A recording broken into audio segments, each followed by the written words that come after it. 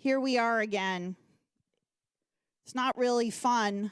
I remember the first time I debated against this bill, and it was actually quiet on the House floor, and people were in their seats listening to the debate go back and forth.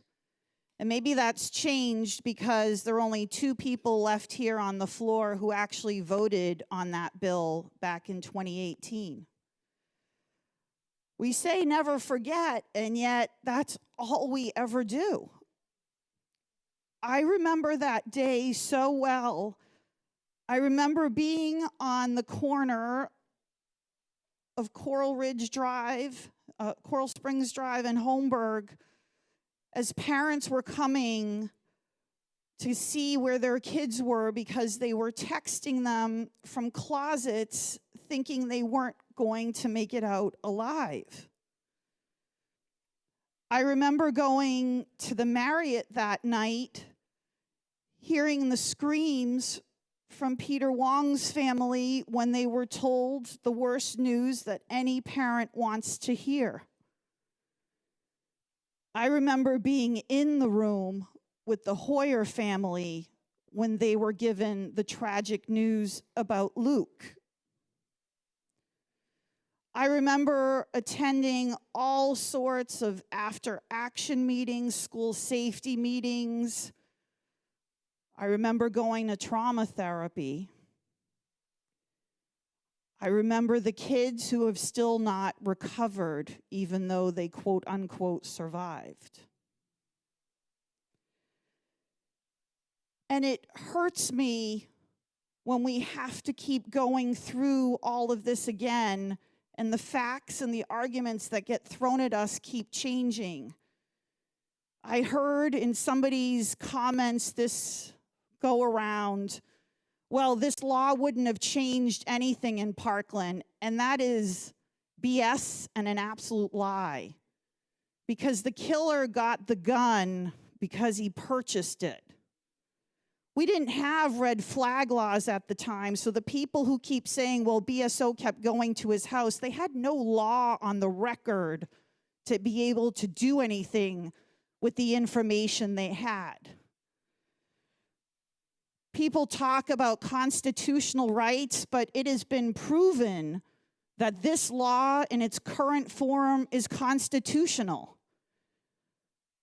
I remember working with all 17 families, those who lost spouses, those who lost children, to get them to all agree to sign a letter that I handed to my predecessor, Kristen Jacobs. They all supported this law because it was a compromise. To go back and relitigate is to take everything out of context. It has been proven it's constitutional. The 11th Circuit Court already said that it follows the historical tradition of firearm regulation. Service members, police officers, correctional officers can be 18 and older when they purchase a firearm. People can possess it, but they can't purchase it if they're under the age of 21. Why? Because of impulse issues. And by the way, they don't need a background check.